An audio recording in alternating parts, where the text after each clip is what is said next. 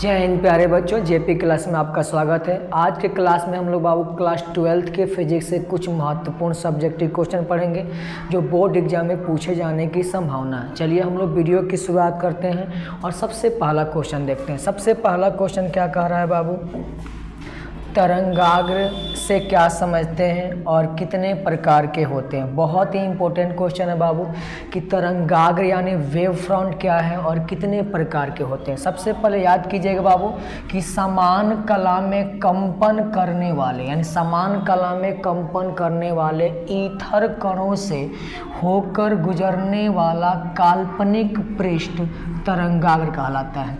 यानी जो ईथर कण है, यानी हाइगेन्स ने क्या माना था कि प्रकाश जो होता है यांत्रिक तरंग है, अनुदैर्ध्य तरंग है और उसके गुजरने के लिए जो माध्यम होता है ईथर माध्यम की कल्पना की थी। तो उन्होंने बताया था कि जो ईथर माध्यम कंपन कर रहे हैं उनके कणों से होकर गुजरने वाला काल्पनिक जो पृष्ठ होता है क्या कहलाता है, तरंगाग्र कहलाता है। समझ में आया कि नहीं बाबू।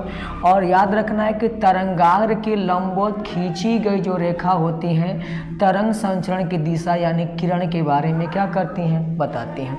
जैसे मैं आपको बताऊं, बहुत ध्यान से देखिएगा। मान लीजिए कोई सोर्स है और इससे ये जो क्या बन रहे हैं बाबू, वेव फ्रंट बन रहे हैं। क्या बन रहे हैं बाबू, इन्हीं को हम लोग तरंगाग्र बोलते हैं। यानी समान कला में कंपन करने वाले ईथर कणों से होकर गुजरने वाला जो एक काल्पनिक पृष्ठ है, इस काल्पनिक पृष्ठ को हम लोग क्या नाम देते हैं बाबू, तरंगाग्र। क्या नाम देंगे बाबू, तरंगाग्र। समझ में आया कि नहीं बाबू। अब दूसरा याद रखना है, इनसे होकर गुजरने वाला ये जो गुजरने वाला जो रेखा है, ये जो रेखा आपको दिख रही है बाबू, इन रेखा को हम लोग क्या नाम देते हैं, किरण नाम देते हैं। क्या नाम देते हैं बाबू, किरण नाम देते हैं। ये भी क्या है, किरण है जो प्रकाश संचरण की दिशा को क्या करती हैं, बताती हैं। समझ में आया कि नहीं वो, यहाँ तक समझ में आ गया। क्या हमने बोला बाबू कि समान कला में कंपन करने वाले ईथर कणों से होकर गुजरने वाला काल्पनिक पृष्ठ क्या कहलाता है, तरंगाग्र कहलाता है। और तरंगाग्र के लंबवत खींची गई जो क्या है रेखा है तरंग संचरण की दिशा को बताते हैं। समझ में आया बाबू। चलिए अब हम लोग बात करते हैं बाबू, तरंगाग्र कितने प्रकार के होते हैं, 3 प्रकार के। कितने प्रकार के बाबू, 3 प्रकार के होते हैं। एक है बाबू आपके पास गोलाकार तरंगाग्र, एक बेलनाकार तरंगाग्र और एक बाबू समतल तरंगाग्र। ये आपसे एग्जाम में कई बार पूछा गया है कि गोलाकार तरंगाग्र किससे प्राप्त होता है, बेलनाकार तरंगाग्र किससे प्राप्त होता है, समतल तरंगाग्र किससे प्राप्त होता है। तो याद रखना है बाबू, जब भी कोई क्या होगा, बिंदु स्रोत होगा, बिंदु स्रोत यानी पॉइंट होगा, यानी बिंदु स्रोत होगा, तो बिंदु स्रोत से निकलने वाला तरंगाग्र क्या कहलाता है, गोलाकार तरंगाग्र कहलाता है। यानी कोई पॉइंट है, जैसे यहाँ पे आप देख रहे हैं एक बिंदु से जो लाइट निकल रही है, तो यहाँ पे जो तरंगाग्र प्राप्त हो रहा है कैसा तरंगाग्र है बाबू, गोलाकार क्या है, तरंगाग्र। इतनी बातें समझ में आ गई होंगी कि कैसा तरंगाग्र होगा, गोलाकार। अगर कोई रेखा छिद्र है, क्या है बाबू, रेखा छिद्र। जैसे अगर हम लोग बात करें, ये मान लीजिए रेखा है और यहाँ पे कोई छोटा सा छिद्र है। अब ये छिद्र से होकर जो लाइट निकलेंगे, तो छिद्र से लाइट मान लीजिए इधर निकली, इधर निकली, इधर निकली, इधर निकली, तो इनसे होकर गुजरने वाला अगर हम लोग क्या खींचे बाबू, एक काल्पनिक पृष्ठ खींचे, तो ये हम लोग के पास पृष्ठ होगा, ये हम लोग के पास पृष्ठ होगा। तो ये जो पृष्ठ मिल रहा है बाबू कैसा मिल रहा है, तो कहिएगा बेलनाकार तरंगाग्र। कैसा मिल रहा है बाबू, बेलनाकार। किसके आकार का है, बेलन का आकार का, तो नाम देंगे हम लोग बेलनाकार तरंगाग्र। याद रहेगा बाबू। किससे निकलता है, तो याद रखिएगा किसी रेखा छिद्र से। किससे बाबू, रेखा छिद्र वाला अगर प्रकाश स्रोत होगा तो उससे क्या निकलेगा, बेलनाकार तरंगाग्र। और किसी बिंदु स्रोत यानी पॉइंट से निकलने वाला जो तरंगाग्र मिलेगा उसको नाम देंगे गोलाकार तरंगाग्र। अब लास्ट है बाबू समतल तरंगाग्र। समतल तरंगाग्र क्या होता है बाबू, तो याद रखिएगा अनंत या कह सकता है अपरिमित दूरी पर क्या याद रखना है, अपरिमित अपरिमित दूरी पर जो आपको तरंगाग्र मिलेगा, तरंगाग्र कैसा तरंगाग्र होगा बाबू, समतल तरंगाग्र। कौन सा तरंगाग्र होगा बाबू, समतल तरंगाग्र। चाहे आपका लाइट सोर्स बिंदुवत सोर्स हो, चाहे लाइट सोर्स रेखा छिद्र हो, अगर इससे परिमित दूरी पूछेगा तो गोलाकार तरंगाग्र बिंदु स्रोत से, परिमित दूरी पूछेगा बेलनाकार तरंगाग्र रेखा छिद्र से, और अगर समतल तरंगाग्र पूछेगा तो अनंत दूरी पर, चाहे बिंदुवत स्रोत हो चाहे रेखा छिद्र हो, इनसे लाइट हमेशा पैरेलल जाती है, यानी कौन सा तरंगाग्र मिलेगा, समतल तरंगाग्र मिलेगा। समझ में आया कि नहीं? तो ये था हम लोग का फर्स्ट क्वेश्चन, तरंगाग्र क्या है। तो कहिएगा समान कला में कंपन करने वाले ईथर कणों से होकर गुजरने वाला काल्पनिक पृष्ठबाहु तरंगाग्र कहलाता है। तरंगाग्र के लंबवत खींची गई रेखा तरंग के संचरण की दिशा को बताती है। तरंगाग्र कितने प्रकार का, 3 प्रकार का होता है, गोलाकार, बेलनाकार और कौन बाबू, समतल। और गोलाकार किससे निकलता है, बिंदु स्रोत से। बेलनाकार तरंगाग्र किससे बाबू, रेखा छिद्र से।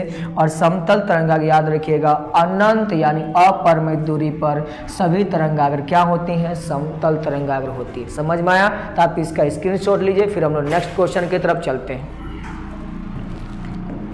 चलिए बाबू नेक्स्ट क्वेश्चन हम लोग के पास आ रहा है, प्रकाश विद्युत प्रभाव से क्या समझते हैं। बहुत शानदार क्वेश्चन है बाबू।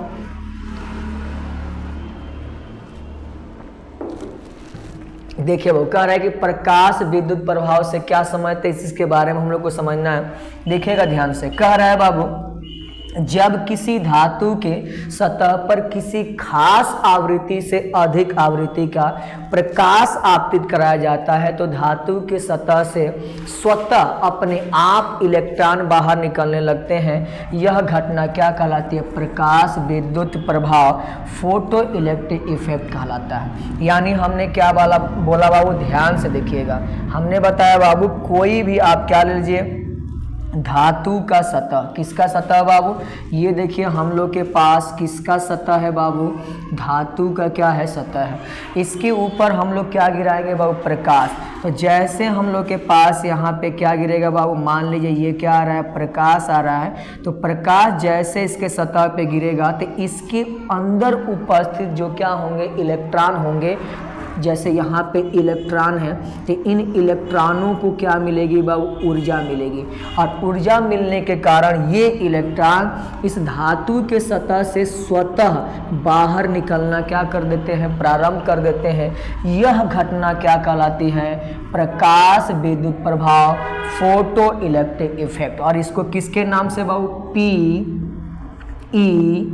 ई के नाम से जाना जाता है। तो ये समझ में आपको आया होगा कि जब किसी भी धातु के सतह पे, यानी ये क्या है बाबू, धातु है, इसके सतह पे प्रकाश यानी एच न्यू, ई बराबर पढ़े होंगे आप लोग बाबू, फोटान की ऊर्जा होते ई बराबर एच न्यू, यानी ये प्रकाश गिराया गया, इसके सतह से इलेक्ट्रॉन क्या निकल गया, बाहर निकल गया। तो धातु के सतह से इलेक्ट्रॉन का क्या निकलना, बाहर निकलना कहलाता है प्रकाश विद्युत प्रभाव।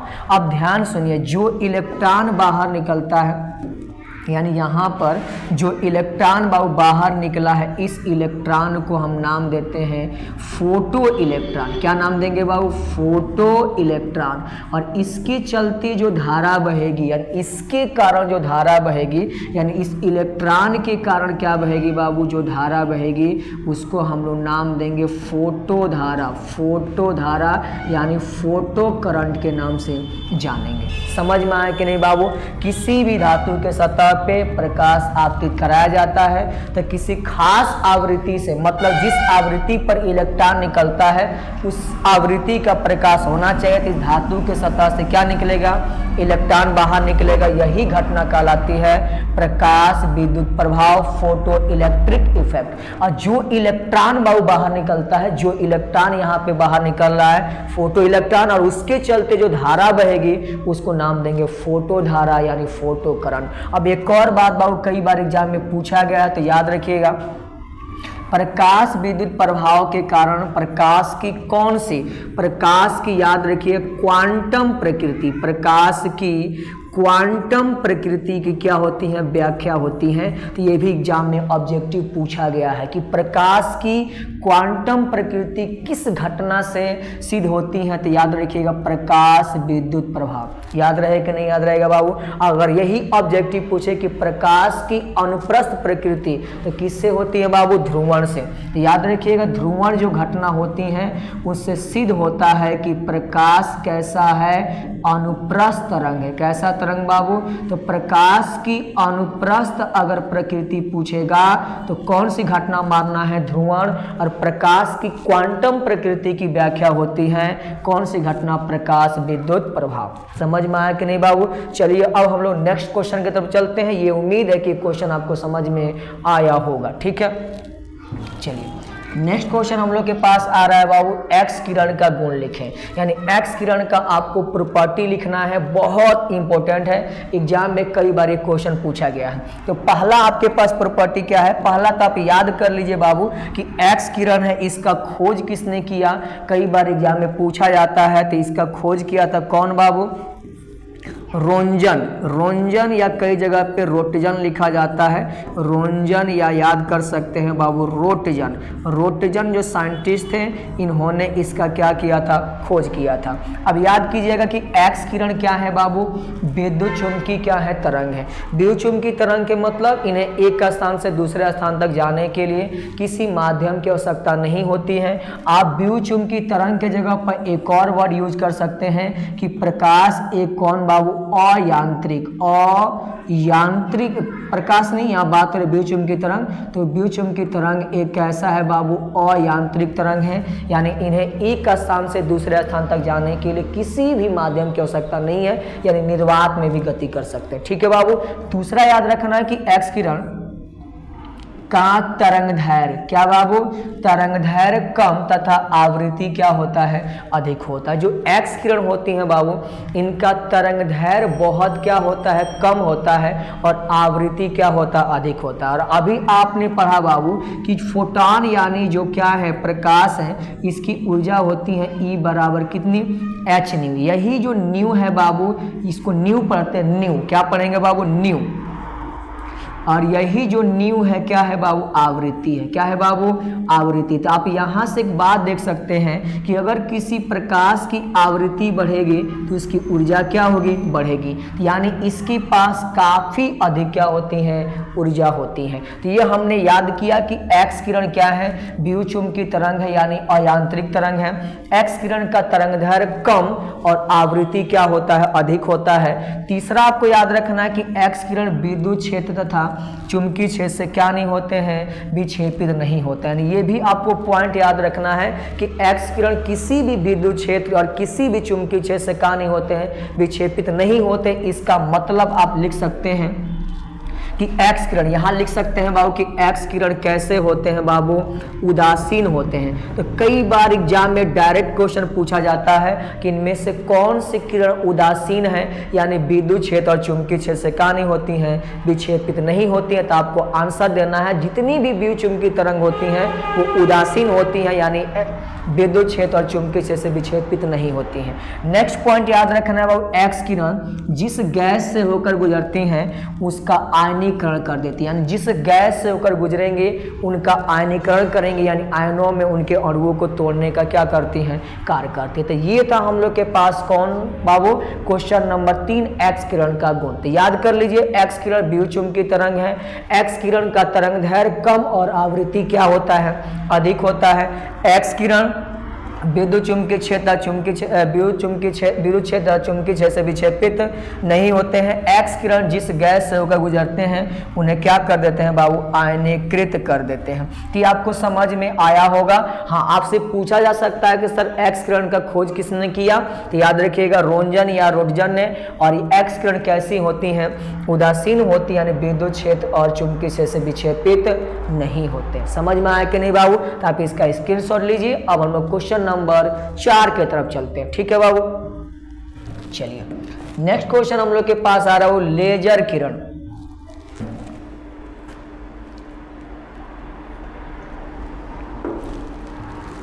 देखिए क्वेश्चन आ रहा है कि लेजर किरण का गुण लिखिए। बहुत इंपॉर्टेंट क्वेश्चन है बाबू। आपसे एग्जाम में डायरेक्ट क्वेश्चन आएगा कि बाबू कौन लेजर किरण का क्या लिखे, गुण लिखे।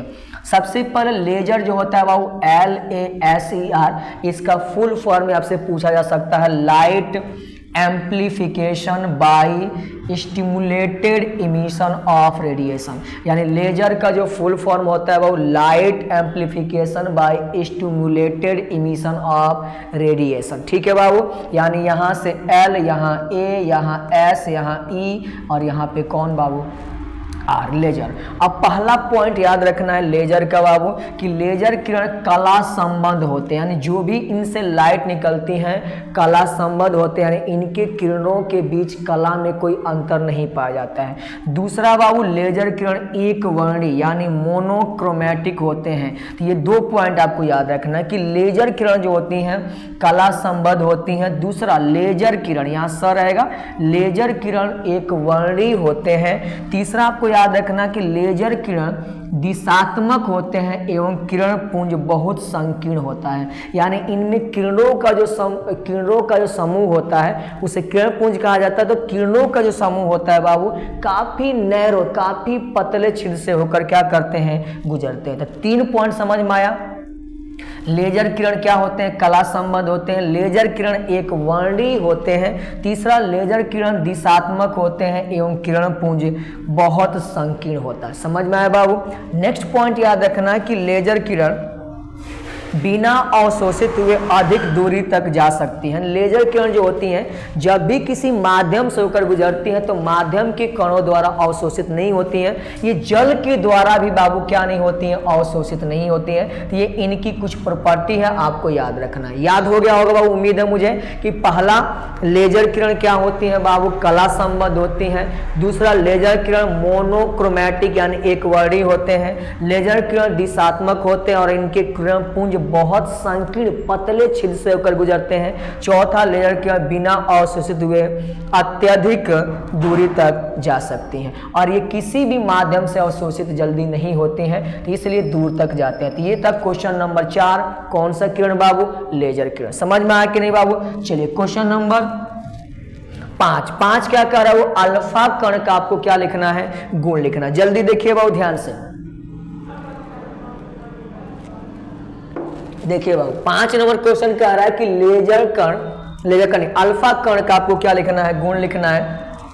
लेजर हम लोग पिछले क्वेश्चन में देखा था। देखिए पहला बाबू अल्फा कण हीलियम का क्या होता है, नाभिक होता है। सबसे पहले मैं आपको बता दूं बाबू, ध्यान से देखिएगा कि अल्फा कण हीलियम का नाभिक कैसे होता है। तो यहाँ पर देखना है जो अल्फा कण होता है बाबू हीलियम प्लस प्लस होता है। कितना होता है बाबू, हीलियम प्लस प्लस, यानी हीलियम के नाभिक से 2 इलेक्ट्रॉन बाहर निकालने पर क्या बनता है, अल्फा कण बनता है। क्या हमने बोला बाबू, हीलियम के नाभिक से कितने इलेक्ट्रॉन, 2 इलेक्ट्रॉन अगर निकाल दिया जाए तो क्या बनेगा, अल्फा कण का निर्माण होगा। ध्यान से देखिएगा बाबू, ध्यान से क्या याद रखना है बाबू, यानी किसके, हीलियम के किससे बाबू, नाभिक से, नाभिक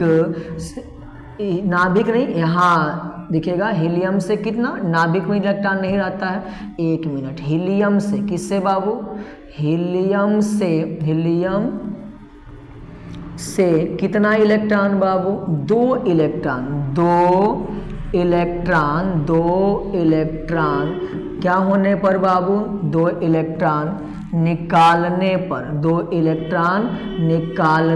पर क्या बनता है बाबू, कहिएगा सर अल्फा कण का निर्माण होता है। और इसकी अगर हम लोग बात करें परमाणु संख्या होता है बाबू 2, द्रव्यमान संख्या होता है 4। समझ में आया कि नहीं बाबू। तो आपको हमेशा याद रखना है कि हीलियम के किसके बाबू, हीलियम के बाह्यतम कक्ष से कितना इलेक्ट्रॉन, 2 इलेक्ट्रॉन निकालने पर क्या बनता है बाबू, अल्फा कण का निर्माण होता है। अब अगर बात किया जाए बाबू कि हीलियम क्या होता है बाबू, हीलियम का परमाणु संख्या कितना है, 2, द्रव्यमान संख्या कितना है, 4।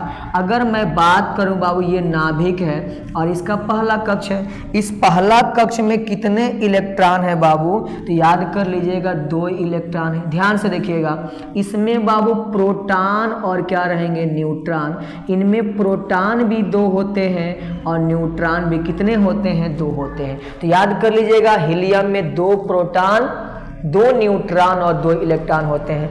जब इन दोनों को बाहर निकाल दिया जाएगा तो उसमें केवल क्या बचेंगे बाबू, नाभिक में बचेंगे, यानी 2 प्रोटॉन और 2 न्यूट्रॉन। तो इसीलिए कहा जाता है कि अल्फा कण हीलियम का क्या होता है, नाभिक होता है, यानी इसमें कोई इलेक्ट्रॉन नहीं पाया जाता है। तो यानी अगर आपसे कोई पूछेगा कि हीलियम प्लस प्लस यानी अल्फा में क्या पाए जाते हैं, तो कहिएगा सर 2 प्रोटॉन है और 2 क्या है, न्यूट्रॉन है। इलेक्ट्रॉन यहाँ पर कितना है, 0 है। इलेक्ट्रॉन कितना है बाबू, 0, यानी कोई इलेक्ट्रॉन नहीं। समझ में आया कि नहीं बाबू। चलिए अब दूसरा याद रखना है, अल्फा कण का जो द्रव्यमान होता है प्रोटॉन के द्रव्यमान का कितना गुना, 4 गुना। यानी आपको याद करना है जितना इलेक्ट्रॉन का द्रव्यमान होता है, कितना होता है इलेक्ट्रॉन का द्रव्यमान बाबू, तो इलेक्ट्रॉन का द्रव्यमान होता है 9.11 इंटू में 10 के पावर माइनस कितनी बाबू, 31 kg होती हैं। जबकि प्रोटॉन का द्रव्यमान बाबू होता है, याद कर लीजिएगा, 1.672 इंटू में 10 to the power minus 27 kg होता है। जबकि न्यूट्रॉन का द्रव्यमान होता है 1.674 इंटू में 10 टू द पावर माइनस 27 क्या होता है, kg।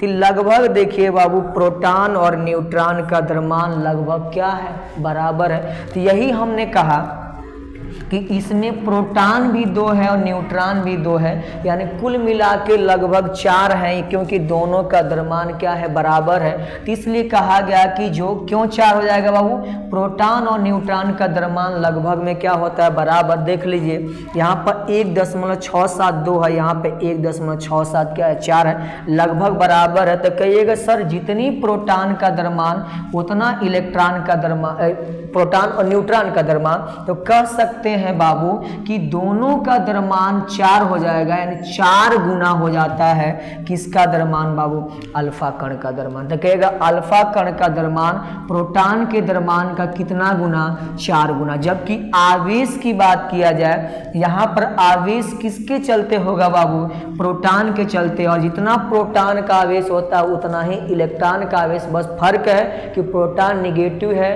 पॉजिटिव है, और इलेक्ट्रॉन क्या है, निगेटिव है। तो कहेगा सर प्रोटॉन के आवेश का कितना गुना होता है, 2 गुना होता है। समझ में आया कि नहीं बाबू। तो इसका द्रव्यमान प्रोटॉन के द्रव्यमान का कितना गुना, 4 गुना, क्योंकि 2 प्रोटॉन और 2 न्यूट्रॉन है, दोनों का द्रव्यमान बराबर है, तो 4 गुना हो जाएगा। और इसका आवेश कितना होगा बाबू, तो कहिएगा सर इलेक्ट्रॉन के आवेश का क गुना, 2 गुना होता है। समझ में आया। तीसरा बाबू, चौथा, अल्फा कण विद्युत क्षेत्र चुंबकीय क्षेत्र से क्या होते हैं, विक्षेपित होते हैं। क्योंकि अल्फा कण कैसे होते हैं बाबू, धनावेशित होते हैं, इसलिए विद्युत क्षेत्र और चुंबकीय क्षेत्र से क्या होते हैं, विक्षेपित होते हैं। नेक्स्ट बात, अल्फा कण का वेदन क्षमता बीटा कण तथा गामा किरण से क्या होता है, कम होता है। तो इनकी वेदन जो क्षमता होती है, किसी सतह को पार करने की क्षमता, किनसे कम बाबू, बीटा कण और गामा किरण से क्या होती है, कम होती हैं। तो ये आपको याद रखना। अगर पूछे अल्फा कण का खोज किसने किया था,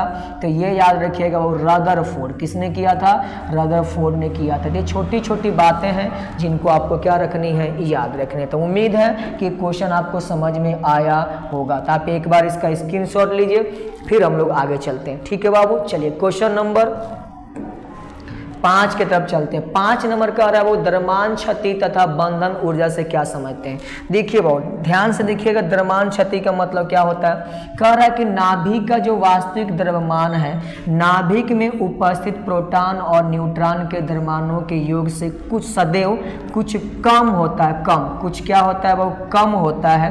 द्रव्यमान में यह क्षति या द्रव्यमान में यह अंतर क्या कहलाता है, द्रव्यमान क्षति कहलाती है।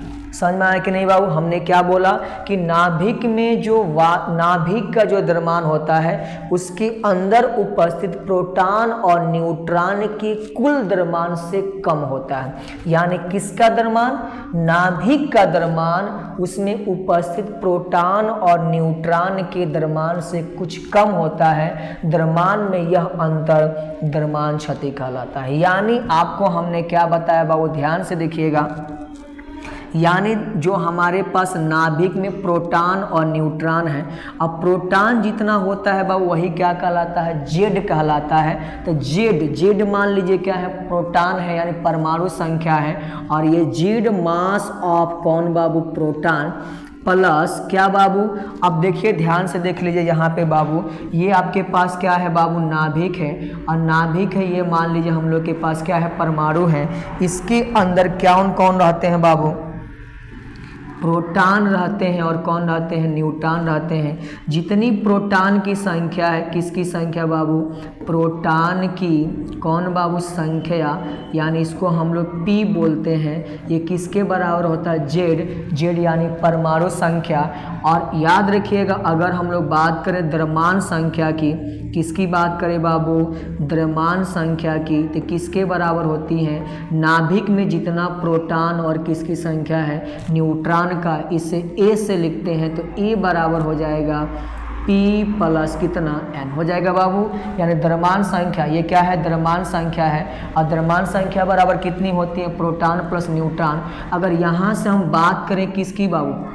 न्यूट्रॉन का, तो न्यूट्रॉन बराबर क्या हो जाएगा? इसको इधर भेज देंगे तो माइनस हो जाएगा A माइनस P, या कह सकते हैं N बराबर हो जाएगा A माइनस P, और P के जगह पर परमाणु संख्या यानी Z भी लिख सकते हैं। ठीक है बाबू? तो N बराबर आया A माइनस Z। तो यहाँ पर हम लिख सकते हैं जेड परमाणु संख्या है, यानी प्रोटॉन की संख्या के बराबर, और न्यूट्रॉन की संख्या क्या है बाबू? A minus Z. क्या आया? A minus Z. और ये किसकी संख्या है? देखिए वो किसकी संख्या है? A माइनस जेड न्यूट्रॉन की संख्या। तो मास ऑफ क्या हो जाएगा? न्यूट्रॉन। तो ये जो टोटल है ये नाभिक के अंदर उपस्थित प्रोटॉन और न्यूट्रॉन का क्या है? द्रव्यमान है। इसमें से हम किसका द्रव्यमान घटा देंगे बाबू? किसका द्रव्यमान? नाभिक का कौन बाबू? द्रव्यमान। ये अलग है। तो ये जितनी आंसर आएगी इसी को बोलेंगे कौन क्षति बाबू? द्रव्यमान क्षति। कौन क्षति बोलेंगे बाबू? द्रव्यमान क्षति। तो समझ में आया होगा क्वेश्चन बाबू?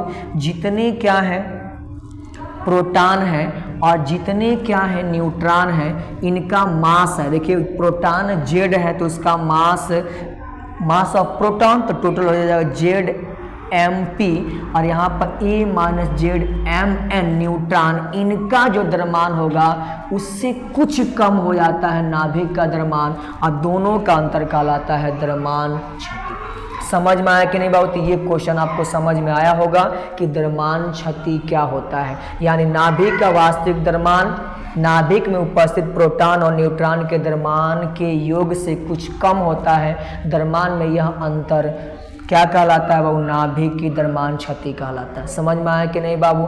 चलिए अब आप इसका स्क्रीनशॉट लीजिए, फिर हम लोग बंधन ऊर्जा की बात करते हैं। इतना समझ में आ गया बाबू? चलिए अब बंधन ऊर्जा क्या कह रहा है बाबू? देखिए बंधन ऊर्जा कह रहा है बाबू कि किसी नाभिक के न्यूक्लियॉन्स के मतलब होता है बाबू जो नाभिक के अंदर रह रहे हैं प्रोटॉन और न्यूट्रॉन को परस्पर क्या करना है? अलग अलग करना है। तो अलग अलग करने के लिए जितनी ऊर्जा आवश्यक होती हैं उन्हीं को कहते हैं नाभिक की कौन ऊर्जा बाबू? बंधन ऊर्जा। समझ में आया कि नहीं? वो क्या हमने बताया? किसी नाभिक के न्यूक्लियॉन्स यानी प्रोटॉन और न्यूट्रॉन को क्या करना है? अलग अलग करना है। तो इसके लिए आवश्यक ऊर्जा नाभिक की बंधन ऊर्जा कहलाती है। और इसको किससे लिखते हैं बाबू? तो याद रखिएगा, अगर मान लीजिए किसके बराबर होता है बाबू? तो याद रखिएगा बंधन ऊर्जा होती है किसके बराबर? द्रव्यमान क्षति। कौन क्षति बाबू? द्रव्यमान क्षति के तुल्य ऊर्जा। द्रव्यमान क्षति के तुल्य ऊर्जा के क्या होती है? बराबर होती है। द्रव्यमान क्षति के तुल्य ऊर्जा। आप आइंस्टीन का इक्वेशन पढ़े होंगे, E बराबर mc का क्या होता है? स्क्वायर होता है। तो E बराबर, मान लीजिए द्रव्यमान क्षति क्या है? डेल्टा m है, और इनटू में कितना स्क्वायर बाबू? c का स्क्वायर। तो ये है आपके पास कौन क्षति बाबू? द्रव्यमान क्षति। और ये जितनी ऊर्जा आएगी बाबू, यही ऊर्जा कहलाएगी कौन ऊर्जा? बंधन ऊर्जा। समझ में आया कि नहीं बाबू? हमने क्या बताया? किसी नाभिक के न्यूक्लियस जो होते हैं, प्रोटॉन और न्यूट्रॉन, उनको क्या करना है? अलग अलग करना है। तो अलग अलग करने के लिए जितनी हमको क्या चाहिए? ऊर्जा चाहिए, वही कहलाती है नाभिक की बंधन ऊर्जा। समझ में आया बाबू? और नाभिक की जो बंधन ऊर्जा होती है, द्रव्यमान क्षति के तुल्य ऊर्जा होती है। और यहाँ से क्या होता है? आइंस्टीन का इक्वेशन है E बराबर mc का स्क्वायर। E और m क्या है? द्रव्यमान क्षति, डेल्टा m लिख लेंगे, इनटू में c का स्क्वायर। जितना मान आएगा आप समझिए क्या है बाबू? वही कौन ऊर्जा है? बंधन ऊर्जा। कई बार एग्जाम में पूछता है कि 1 AMU, कई बार एग्जाम पूछा है 1 AMU के तुल्य जो ऊर्जा होती है, तुल्य ऊर्जा कितनी होती है बाबू? तो याद रखिएगा 1 AMU के तुल्य ऊर्जा होती है 931 मेगा इलेक्ट्रॉन वोल्ट। ये भी आपको हमेशा दिमाग पर बैठा लेना है कि 1 AMU, एक एटॉमिक मास यूनिट के तुल्य ऊर्जा, यानी यहाँ रखेंगे तो आएगा 931 मेगा इलेक्ट्रॉन वोल्ट। समझ में आया बाबू? तो आप इसका स्क्रीनशॉट लीजिए, फिर हम लोग नेक्स्ट क्वेश्चन पे चलते हैं। ठीक है बाबू, कोई दिक्कत यहाँ तक? चलिए नेक्स्ट क्वेश्चन आ रहा है प्रकाश वर्ष। ध्यान से देखिएगा, प्रकाश वर्ष क्या है?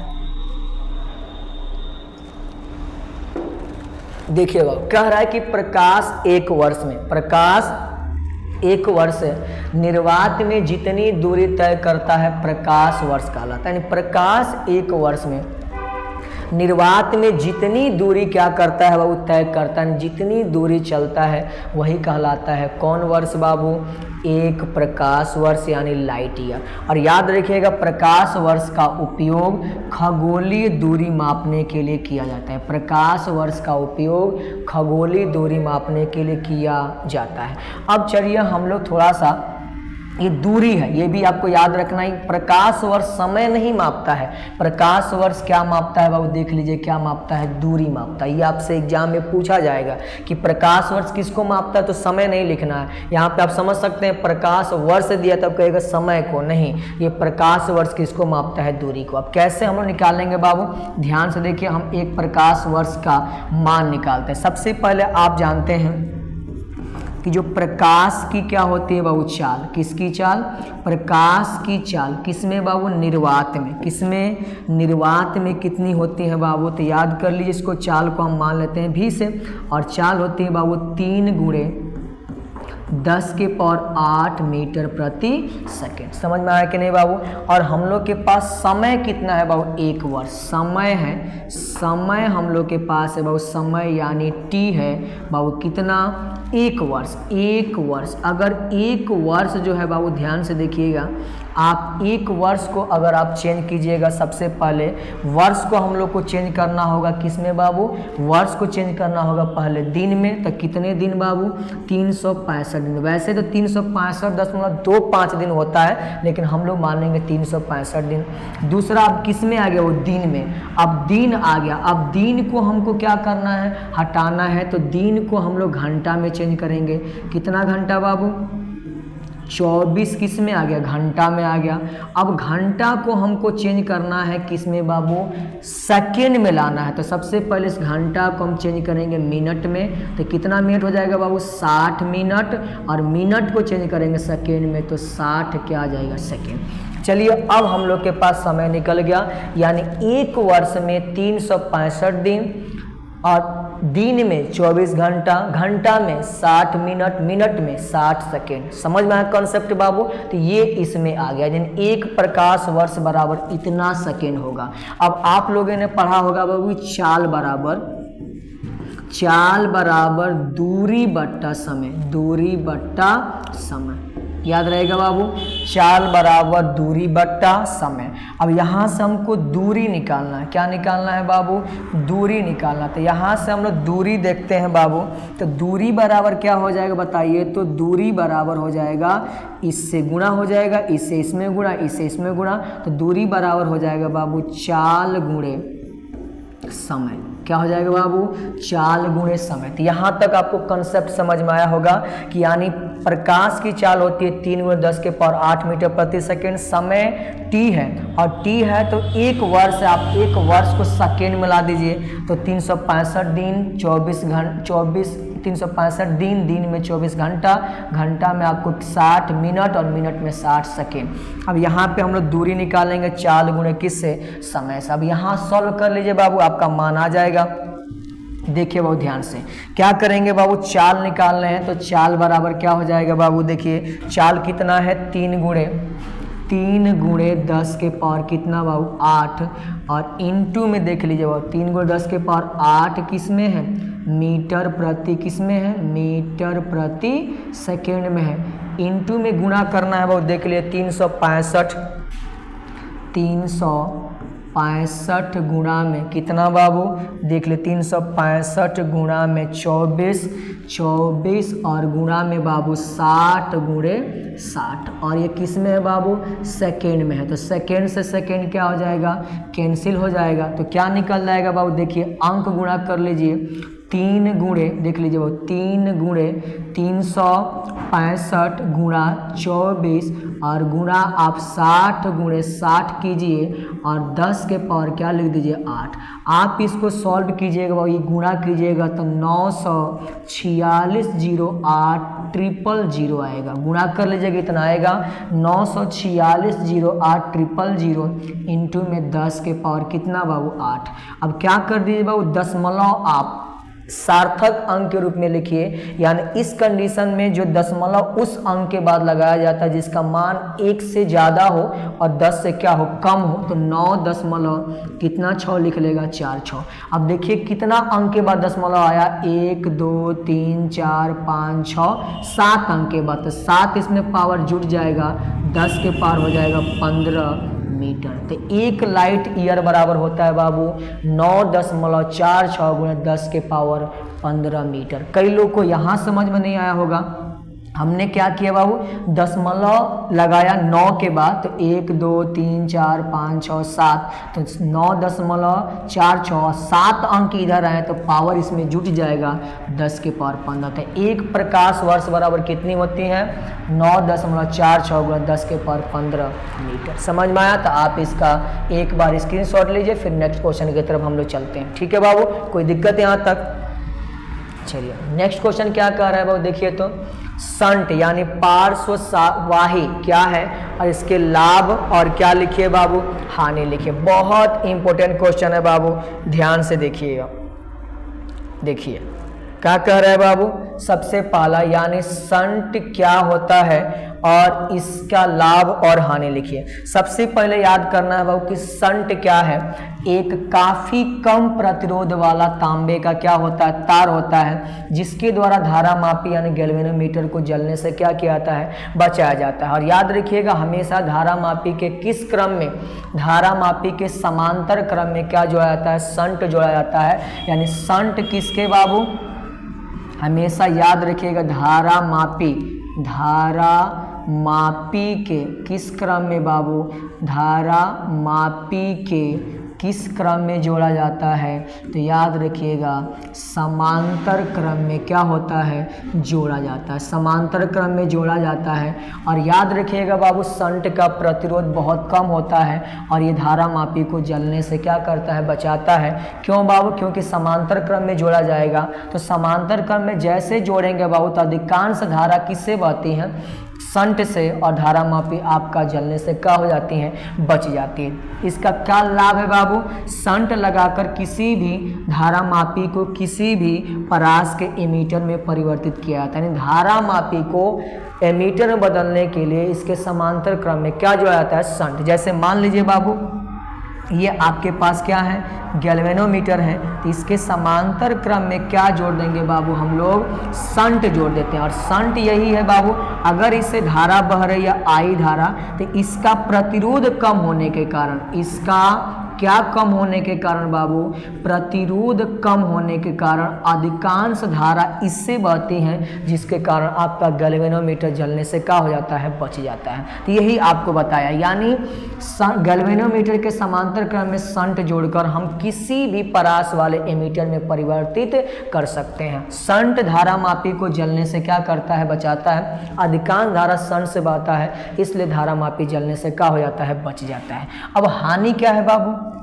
हानि यह है सर कि शंट का उपयोग करने से धारा मापी की सुग्राह्यता क्या हो जाती है, कम हो जाती है। यानी शंट को जोड़ देने के बाद धारा इसमें बहती है, तो इसकी जो इफिशियंसी है वो इफिशियंसी क्या हो जाती है, कम हो जाती है। तो ये कहानी था किसके बारे में बाबू, शंट के बारे में। आप एक बार इसका स्क्रीनशॉट लीजिए, कई बार एग्जाम में पूछा गया है, ध्यान से लिख लीजिएगा, ठीक है बाबू। चलिए क्वेश्चन नंबर 8 की तरफ बढ़ते हैं। 8 क्या कह रहा है बाबू, भूचुंबकीय तत्व से क्या समझते हैं। तो कह रहा है बाबू, किसी स्थान पर पृथ्वी के चुंबकीय क्षेत्र की तीव्रता का पूर्ण ज्ञान प्राप्त करने के लिए जिन भौतिक राशियों का उपयोग किया जाता है भूचुंबकीय तत्व कहलाते हैं। बहुत इंपॉर्टेंट है बाबू, कोई ऐसा साल नहीं है जहां पर इससे रिलेटेड क्वेश्चन नहीं पूछे। तो क्या कहिएगा बाबू, किसी स्थान पर पृथ्वी के चुंबकीय क्षेत्र की तीव्रता का पूर्ण ज्ञान प्राप्त करने के लिए जिन भौतिक राशियों का उपयोग किया जाता है वही भौतिक राशि क्या कहलाती है, भूचुंबकीय तत्व कहलाते हैं। किसी भी स्थान पर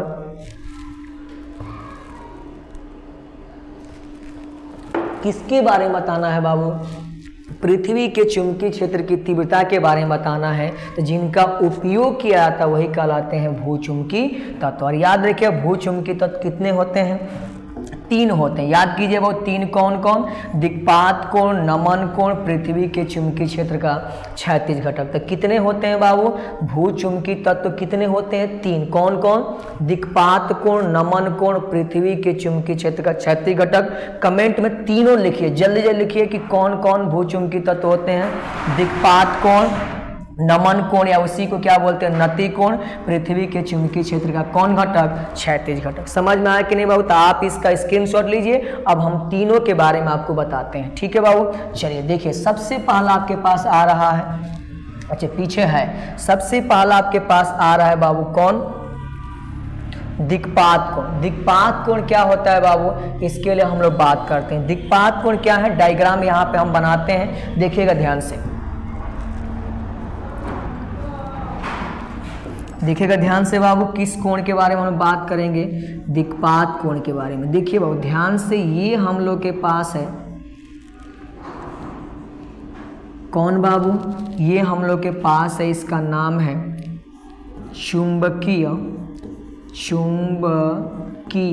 कौन बाबू, याम्योत्तर। क्या नाम दिया हमने, चुंबकीय याम्योत्तर। यहाँ पे होता है बाबू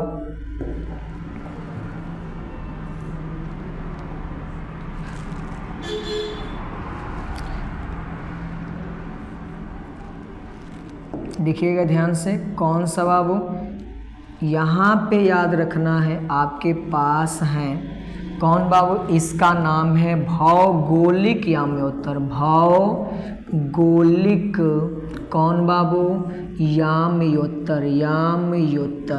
अब ध्यान से डिफिनीशन पढ़िएगा, क्या हमने बताया बाबू, चुंबकीय याम्योत्तर और भौगोलिक याम्योत्तर के बीच जितना क्या बनता है, कोण बनता है। भौगोलिक याम्योत्तर ये है, चुंबकीय याम्योत्तर ये है, इसके बीच ये जितना कोण बनता है इसी कोण को हम लोग नाम देते हैं दिक्पात कोण। याद रहेगा बाबू, किसके किसके बीच, चुंबकीय याम्योत्तर और भौगोलिक याम्योत्तर के बीच बना कोण कहलाता है दिक्पात कोण। इसको मान लीजिए किससे बाबू, थीटा से। और याद रखिएगा ये थीटा से सूचित किया जाता है और थीटा का मान लगभग माना जाता है 12 डिग्री। क्या माना जाता है बाबू, 12 डिग्री माना जाता है। तो इतना याद रहेगा बाबू। तो क्या पहला समझ में आ गया, किसी स्थान पर चुंबकीय याम्योत्तर और भौगोलिक याम्योत्तर के बीच बना कोण क्या कहलाता है, दिक्पात कोण कहलाता है। अब पॉइंट समझिए, यहाँ पर मान लीजिए क्या है बाबू, अर्थ का, किसका, अर्थ का क्या है बाबू,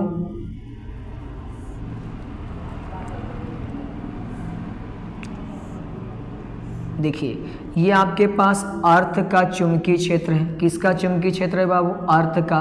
इसको हमने मान लिया कितना बाबू, बी, क्या मान लिया, बी।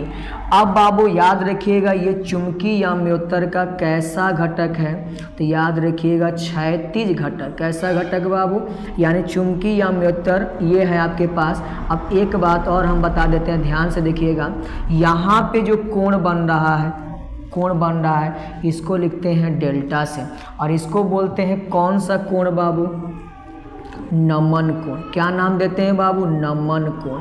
और ये जो कोण बना बाबू, इसका नाम दीजिएगा आप लोग, कौन सा कोण बाबू, दिक्पात कोण। बहुत फेमस है बाबू, आपको याद करना। अब देखिए चुंबकीय क्षेत्र है, इसके कितने घटक होंगे बाबू, दो घटक होंगे, एक होता है क्षैतिज घटक और एक होता है ऊर्ध्वाधर घटक। कौन कौन बाबू, क्षैतिज घटक और ऊर्ध्वाधर घटक। अब देखिए ये जो घटक होगा इस साइड वाला, जिधर से कोण बनता है, कोण इधर से बन रहा है बाबू ना, तो ये मान हो जाएगा, ये क्षैतिज घटक है, और क्षैतिज घटक वाला मान होगा बाबू बी। देखिएगा ये बी है, इसका जिधर से कोण बनता है कॉस डेल्टा, क्या लिखिएगा, बी कॉस डेल्टा, जिधर से कोण बनेगा, किसका, चुंबकीय याम्योत्तर का, किसके साथ, जो चुंबकीय क्षेत्र, पृथ्वी का चुंबकीय क्षेत्र, उसके साथ कितना कोण बना है, डेल्टा, जिसको बोलते हैं कौन कोण बाबू, नमन कोण। और इस चुंबकीय क्षेत्र का ऊर्ध्वाधर घटक होगा बाबू बी, और जिधर से कोण नहीं बनता है साइन, किसका बाबू, डेल्टा का। तो आपसे पूछा जाएगा ये क्षैतिज घटक है, इसको आप किस में लिख सकते हैं बाबू, एच में। तो एच में होता है बाबू बी कितना, कॉस डेल्टा, और वर्टिकल होता है बाबू बी साइन डेल्टा। ठीक है बाबू, कोई दिक्कत है तो ये आप याद कर लीजिएगा। ठीक है बाबू, भौगोलिक याम्योत्तर चुंबकीय याम्योत्तर के बीच कितना कोण बना बाबू, थीटा बना। दूसरा आपको याद रखना है कि चुंबकीय याम्योत्तर, चुंबकीय याम्योत्तर किसके साथ, पृथ्वी के चुंबकीय क्षेत्र के साथ कितना कोण बनाया बाबू, डेल्टा, जिसको हम लोग क्या नाम दिए, नमन कोण नाम दिए। अब इसके दो घटक निकालें, पृथ्वी के चुंबकीय क्षेत्र का दो घटक, एक बी हॉरिजॉन्टल यानी क्षैतिज घटक, याद रखिएगा क्षैतिज घटक कितना है, बी कॉस डेल्टा, ऊर्ध्वाधर घटक आया है बी साइन डेल्टा। जिधर से कोण बनता है बाबू वो कॉस में, जिधर से कोण नहीं बनता है साइन में। तो इतना आपको समझ में आ गया, डायग्राम आगे हम लोग आराम से सॉल्व कर लेंगे। तो भौगोलिक याम्योत्तर चुंबकीय याम्योत्तर के बीच बना कोण कहलाता है दिक्पात कोण। अब हम लोग बात करेंगे किसके बारे में, नमन कोण या नति कोण। याद रखिए किसी स्थान पर चुंबकीय याम्योत्तर के क्षैतिज घटक क्षैतिज दिशा तथा पृथ्वी के चुंबकीय क्षेत्र की दिशा के बीच का बना कोण नमन कोण कहलाता है। यानी अभी हमने देखा बाबू, यानी पृथ्वी का चुंबकीय क्षेत्र यही है ना बाबू, चुंबकीय क्षेत्र ये है, और इसका किसके साथ, चुंबकीय याम्योत्तर के साथ जितना कोण बना है डेल्टा, यही कोण कहलाता है कौन कोण बाबू, नमन कोण या नति कोण। याद रहेगा बाबू। अब याद रखिए ध्रुवों पर अगर आपसे बात पूछा जाए वो ध्यान से आप ऐसे अर्थ बनाइएगा, और याद रखिएगा ये जो आपके पास है इसको बोलते हैं विषुवत। क्या बोलते हैं बाबू, विषुवत बोलते हैं, या विषुवत रेखा, या आप बोल सकते हैं निरक्ष। क्या बोल सकते हैं बाबू, निरक्त। यहाँ पे अगर मैं बात करूँ तो कितना डिग्री होता है बाबू, 0 डिग्री। कितना याद रखिएगा, 0 डिग्री। और यहाँ ध्रुव है, ध्रुव पर याद रखिएगा हमेशा कितना डिग्री होता है बाबू, 90 डिग्री। और यहाँ भी ध्रुव होगा तो याद रखिएगा ध्रुवों पर हमेशा कितना डिग्री का, 90 डिग्री का होगा। याद रहे कि नहीं याद रहेगा बाबू। तो क्या याद किए हम लोग, किसी स्थान पर चुंबकीय याम्योत्तर के क्षैतिज दिशा तथा पृथ्वी के चुंबकीय क्षेत्र की दिशा के बीच बना कोण क्या कहलाता है बाबू, नमन कोण कहलाता है। ध्रुवों पर नमन कोण कितना डिग्री, 90 डिग्री। और याद रखिएगा किस पे बाबू, निरक्ष यानी विषुवत रेखा पर नमन कोण कितना होता है, 0 डिग्री होता है। समझ में आया कि नहीं बाबू। तो ये आपको हमेशा याद रखना है। ऑब्जेक्टिव क्या पूछेगा बाबू, ध्रुव से ध्रुव से किधर जाने पर, कहिएगा सर विषुवत की ओर जाने पर, विषुवत रेखा की ओर जाने पर। अगर इधर जा रहा है ध्रुव से विषुवत की ओर क्या करने पर, जाने पर क्या होगा बाबू, तो याद रखिएगा जो किसका मान डेल्टा जो था वो क्या होता है, घटता है। देखिए ध्रुव से इधर जाएंगे 90 से 0 की ओर आएंगे तो क्या होगा, कम होगा।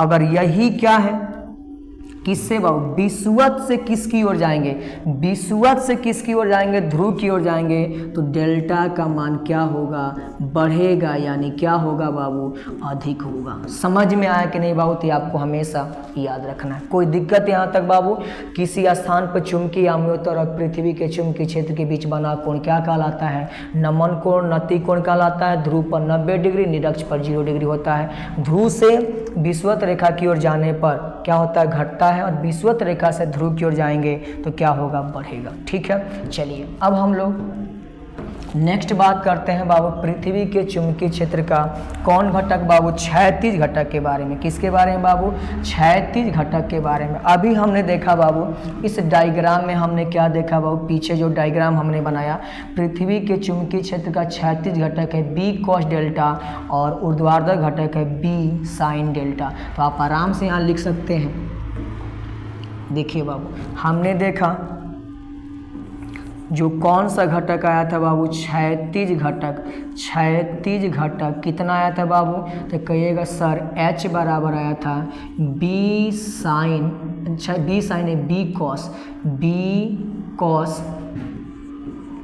बी कॉस डेल्टा, और भी आया था, यानी कैसा घटक बाबू, ऊर्ध्वाधर घटक। ऊर्ध्वाधर घटक कितना आया था बाबू, देखते थे आप लोग कि बी क्या आया था, साइन क्या आया था, डेल्टा आया था। कोई दिक्कत है बाबू। अब आप अगर इसको मान लीजिए इक्वेशन 1, इसको मान लीजिए इक्वेशन 2, तो अगर हम v बाई अगर क्या निकालें h, यानी 2 में किससे भाग दे रहे हैं, 1 से, क्या आ रहा है बाबू, v का मान है b साइन कौन बाबू, डेल्टा, और नीचे आ रहा है बाबू, याद कर लीजिए कितना बाबू, नीचे आपके पास आ रहा है b कॉस डेल्टा। कॉस कौन बाबू, डेल्टा, b से b कैंसिल हो जाएगा, यानी ये हो जाएगा साइन बट्टा कॉस, कितना बाबू, 10 डेल्टा।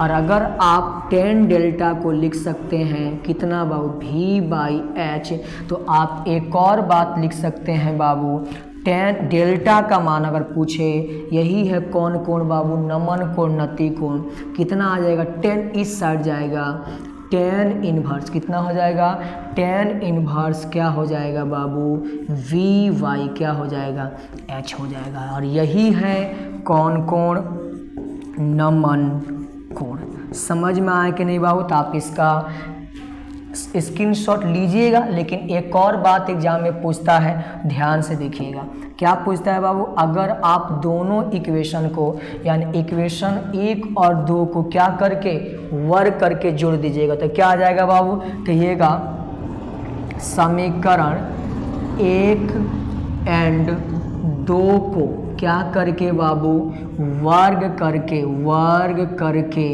क्या करने पर, जोड़ने पर। दोनों को वर्ग करके जैसे जोड़िएगा क्या आएगा बाबू, तो वर्ग कीजिए बाबू, एक क्या है h है तो h स्क्वायर, और इधर क्या है बाबू v है तो कौन स्क्वायर हो जाएगा, v स्क्वायर, यानी इसका स्क्वायर, इधर आप स्क्वायर करके जोड़िएगा क्या आएगा बाबू, इधर स्क्वायर करके जोड़िएगा तो आएगा बाबू कितना, लाइट ऑफ कर दीजिए, कितना आ जाएगा बाबू, यहाँ से बी स्क्वायर कितना हो जाएगा बाबू, कॉस स्क्वायर डेल्टा, और प्लस में हो जाएगा बाबू बी स्क्वायर साइन स्क्वायर कौन बाबू, डेल्टा। याद रहेगा बाबू, B square cos square delta और B square sine square delta. यहाँ से देखिए बाबू H square plus V square बराबर आ गया, यहाँ से साइन स्क्वायर और cos square B square common कर लीजिएगा तो साइन स्क्वायर कॉस स्क्वायर का मान क्या हो जाएगा, 1 हो जाएगा। तो लिख सकते हैं सर वी स्क्वायर बराबर H square plus V square, या लिख सकते हैं वी बराबर रूट में एच स्क्वायर प्लस कितना स्क्वायर वी स्क्वायर, या इतना भी लिख दीजिएगा, ये भी आंसर आपका क्या है, सही है। तो ये था आज का हम लोग का महत्वपूर्ण क्वेश्चन। मिलते हैं अगले वीडियो में। जय हिंद।